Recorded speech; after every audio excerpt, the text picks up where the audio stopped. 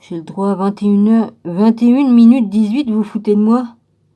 J'ai fait du nettoyage et tout, je devrais avoir bien plus que ça. Hein?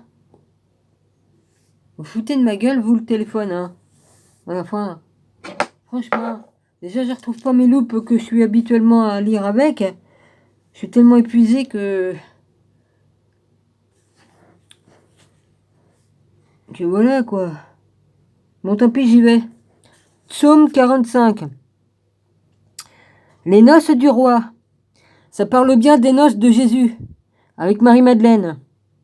Au chef des chantres, sur les lys des fils de Corée, cantiques, chants d'amour, des paroles pleines de charme bouillonnant dans mon cœur. Je dis, mon œuvre est pour le roi, que ma langue soit comme la plume d'un habile écrivain.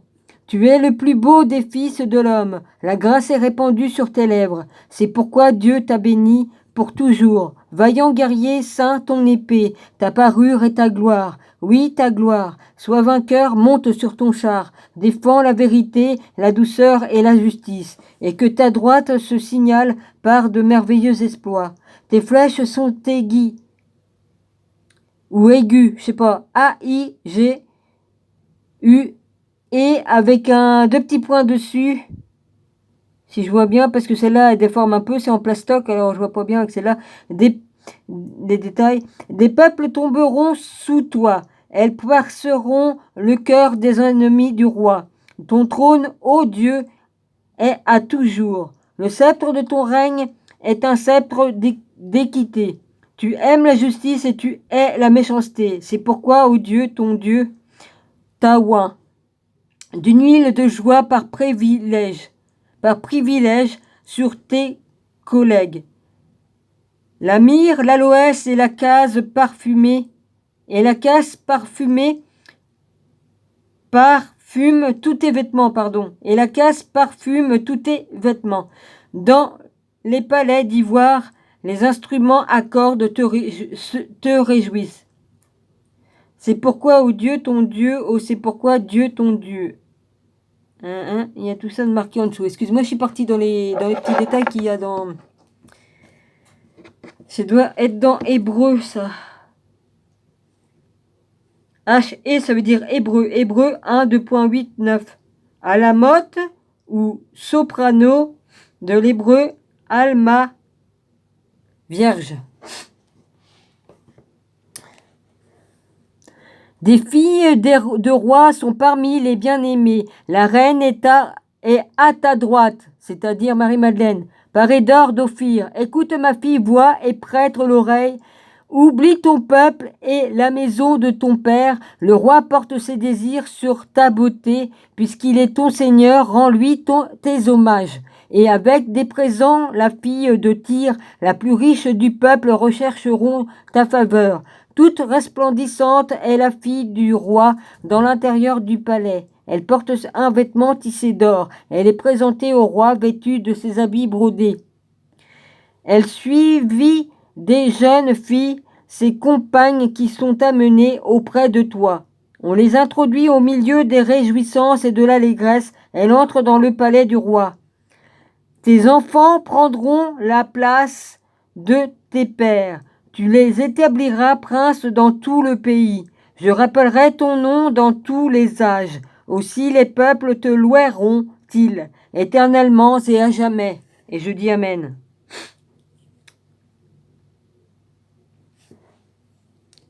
C'était le psaume 45 et ça parle bien des noces de Jésus-Christ avec Marie-Madeleine.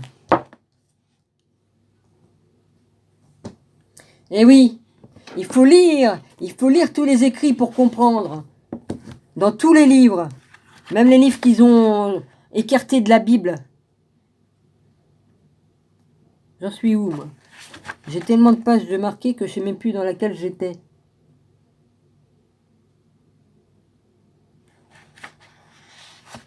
Là, je suis dans... Ah oui, je suis dans le... Est-ce que c'est bien ce que je crois, là? Vas-y, j'ai déjà pas beaucoup de temps, mais en plus, je comprends pas pourquoi j'ai si peu de temps alors que j'ai tout nettoyé. Mon téléphone et tout ça. J'en sais rien. Je n'en sais rien. faut que j'aille voir le nom du... La Sophia de Jésus-Christ. Ah ouais, j'étais dedans. Là, c'est la Sophia de Jésus-Christ. L'évangile de Marie-Madeleine, c'est au début. Hein? L'évangile de Thomas. La première apocalypse de Jacques. L'évangile de Marie.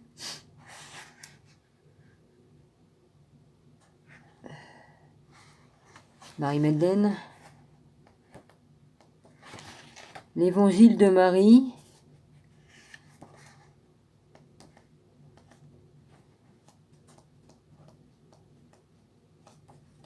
Non, c'est pas normal que j'ai eu si peu de place dans mon téléphone alors que j'ai tellement bien tout nettoyé et tout.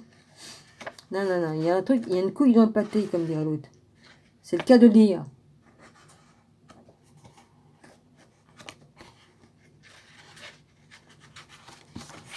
Qu'est-ce que c'est marqué? Le Seigneur aimait cette femme, Marie-Madeleine, plus que tous les autres disciples et avait l'habitude de l'embrasser souvent. Évangile de Philippe. Si tu es né d'un être humain, c'est l'être humain qui t'aimera. Si tu deviens un esprit, c'est l'esprit qui se joindra à toi. Si tu deviens pensée, c'est la pensée qui frayera avec toi. Si tu deviens lumière, c'est la lumière qui s'assiera avec toi. Amen. Évangile de Philippe. Et c'est dans les apocryphes, ils ont tout écarté. Car ce qui entre dans votre bouche ne vous salira pas, mais c'est ce qui sort de votre bouche, c'est celui qui vous salira. Signe textuel. Hein? J'en suis d'où, moi? 7 minutes. Ouais, j'ai encore du temps, c'est bon. J'ai le temps de chercher. Là, j'ai trop chaud, là, du coup. Oh la vache. Je suis tellement fatigué que j'ai froid, j'ai chaud, je sais pas. Vas-y, hein. Apocalypse de Jacques. Ouais, puis apporter la muselière au bout du museau, franchement, ça nous arrange pas, hein. Pour les poumons, ça c'est sûr. On perd sur les poumons, hein. J'ai beau faire connaître les trucs des yogistes et puis des trucs des tantristes. Non, tantristes c'est plutôt sexuel, je crois. Enfin, je sais plus. J'ai étudié la respiration que font les yogis, les spécialistes yogis et puis tout ça. Et puis, pour activer la glande. J'en sais plus d'une chose. J'ai appris beaucoup de choses et crois-moi que ça aide beaucoup. Ouais. Mais là, à force de porter la muselière, même si on la porte de 3 heures ou 1 heure, ça dépend. Si on a rendez-vous avec un avocat ou des trucs comme ça dure pendant 2 plombes. Toutes les fois que j'y suis allée, ça m'a jamais arrangé. Hein, jamais. Non. C'est pour tout le monde pareil. Hein. De toute façon, tout ça, c'est pour... vas-y. Hein. Faut pas que j'en dise de trop parce que sinon YouTube, ça va peut-être pas lui plaire. Ah, j'ai gueulé après eux, du coup, ils m'ont pas bloqué sur l'autre vidéo. Ouais. Alors, notre naissance n'est que sommeil et oubli. L'âme qui s'élève avec nous, notre étoile de vie, venait d'autre part, d'un lointain théâtre. Le monde est avec nous, trop bien, tantôt et autrefois. Recevons et dépensant, nous dévastons nos pouvoirs. Gnosticisme tout. Hein. Bon, il faut que j'arrive à le trouver, moi, le truc que je veux, là. S'il vous plaît. Dialogue avec le Sauveur, ça j'avais fait. De toute façon, j'ai envie de refaire, je fais. L'évangile de Thomas. Ok, on y va. On y va. L'évangile de Marie-Madeleine, là. Le texte de l'évangile de Marie peut aisément être divisé en 2 parties. La première section décrit le dialogue entre le Sauveur ressuscité et les disciples et répond à leurs questions sur la matière et le péché, se reposant sur une exégèse de l'épître aux Romains 7, comme l'a démontré Anne Pasquier. Le Sauveur explique que le péché ne relève pas du domaine moral, mais cosmologique, dû au mélange incorrect du matériel et du spirituel. Finalement, toute chose sera réduite à sa propre racine. Après avoir terminé son discours, le Sauveur leur rend un salut final, les avertissant de bien prendre garde à celui qui pourrait tenter de les égarer, et les charge de partir et de prêcher l'évangile du royaume. Néanmoins, après son départ, les disciples sont affligés, consternés et plongés dans un immense doute. Marie-Madeleine les réconforte et incite leur cœur à tendre vers le bien et à considérer des paroles du Sauveur.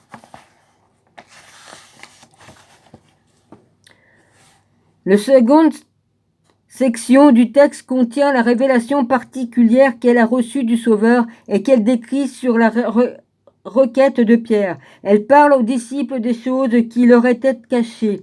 La base de son savoir est une vision du Seigneur et un dialogue privé avec lui. Malheureusement, il manque ici 4 pages, qui ont dû finir dans le four parce que ceux qui ont trouvé les manuscrits ont brûlé des pages pour allumer le feu. Forcément, c'est tombé sur Marie-Madeleine. Évidemment. Du texte, seul le début et la fin de cette révélation existent.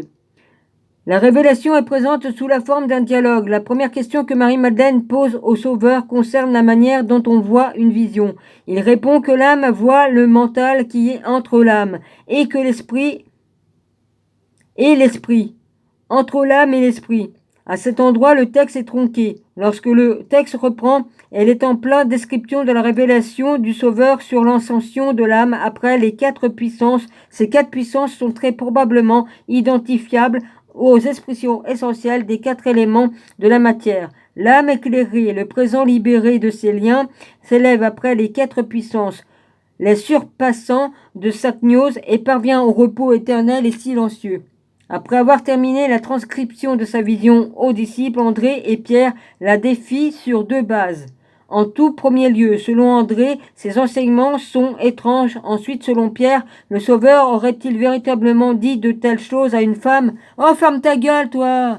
Ah merde, j'ai raison de l'engueuler, là, parce que franchement, la jalousie qu'il a eue contre moi à cette époque,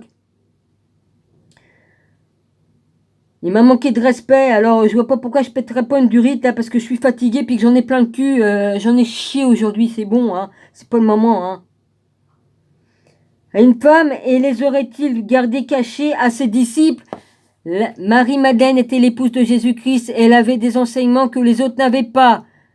Et la jalousie qu'il avait, la preuve, je vous le fais ici, là, tout de suite.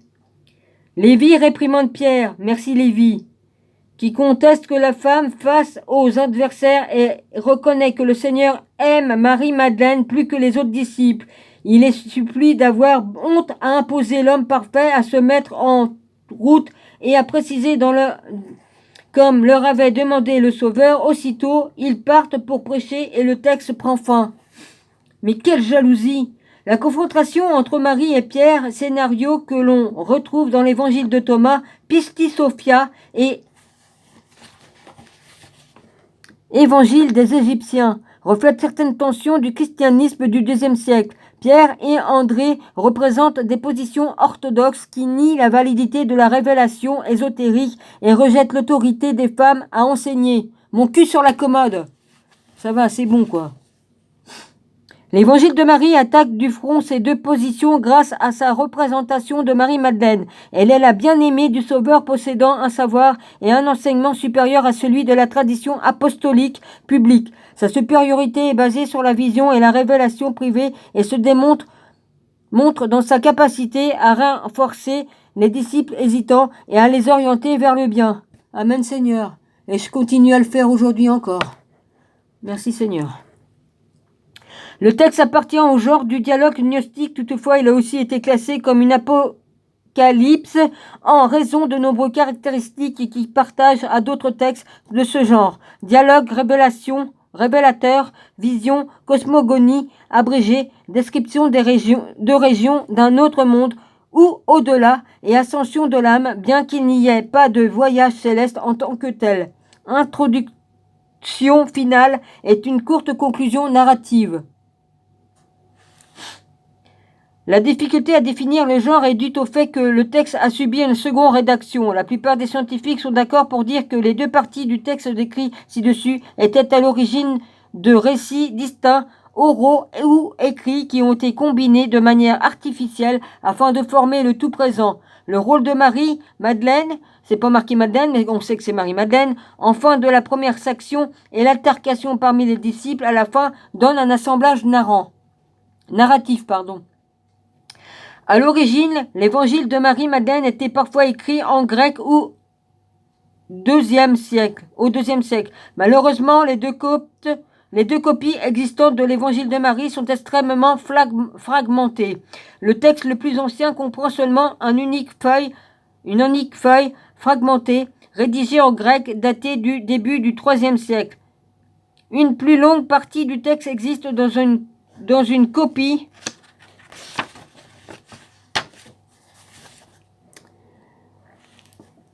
des Coptes du début du Ve siècle, bien que de considérables portions de texte soient là aussi manquantes. Sur 18 pages, seules 8 sont complètes. Sur les 18 pages que Marie-Madeleine a écrites, seules 8 sont complètes. Ah, vous avez bien massacré. 7 de trait 10 et 15 de trait 19,5. Même si le texte de fragments grecs diffère considérablement de la version copte, il lui est analogue aux pages 17,5-21 et 18,5-19,5 et donc ne fournit pas de nouveaux éléments. L'évangile de Marie, BG 7,1-19,5, Marie-Madeleine. Les pages 1 à 6 sont manquantes. Ah bah oui, apportera puis sera détruit au nom du... Le Sauveur dit. Sera détruit ou non. Le Sauveur dit. Toutes les natures, toutes les formations, toutes les créatures existent dans les autres et avec les autres, et elles seront de nouveau réduites à leurs propres racines, car l'essence de la matière est réduite aux racines de sa seule nature, que celui qui possède des oreilles pour entendre. Amen.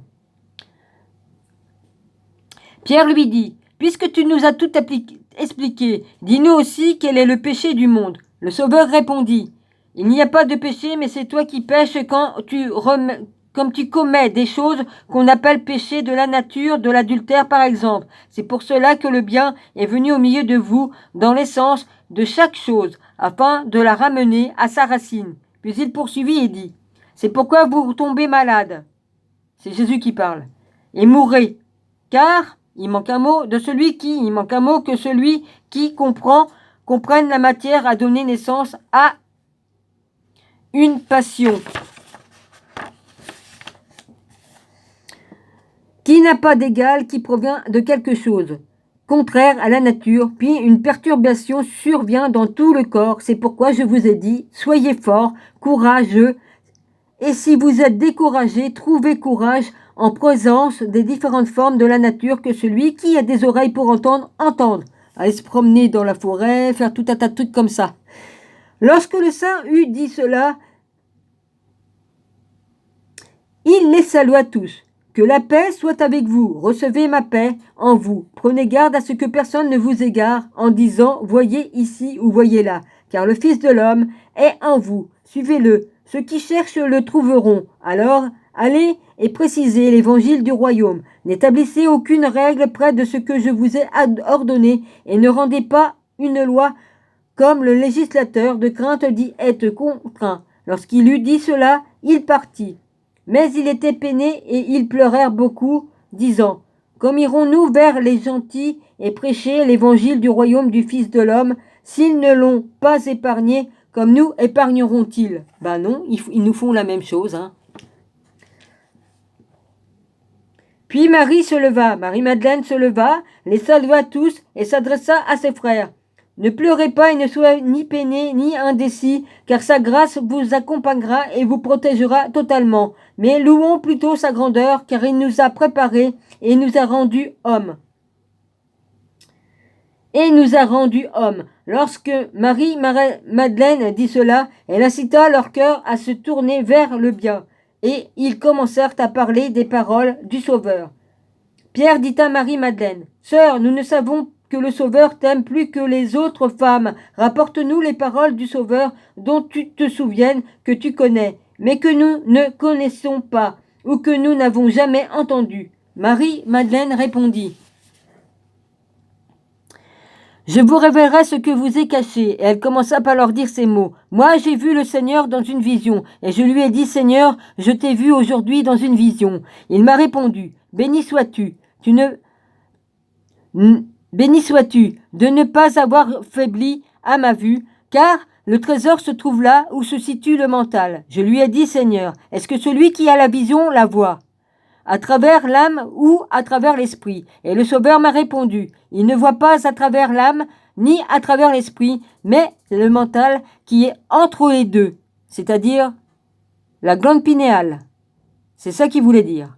Entre les deux, c'est-à-dire ce qui voit la vision et c'est, il manque un mot, les pages 11-14 manquantes. Après, il manque un mot. Ce est déchiré. Cela, je ne t'ai pas vu descendant, mais à présent, te vois ascensionnant. Pourquoi mens-tu puisque tu m'appartiens? L'âme a répondu et a dit, je t'ai vu, tu ne m'as pas vu, ni reconnu. Je t'ai servi comme un vêtement et tu m'as pas connu. Après avoir dit cela, elle est partie en se réjouissant grandement. À nouveau, elle est parvenue à la troisième puissance qui s'appelle ignorance. La puissance a interrogé l'âme en disant, où vas-tu?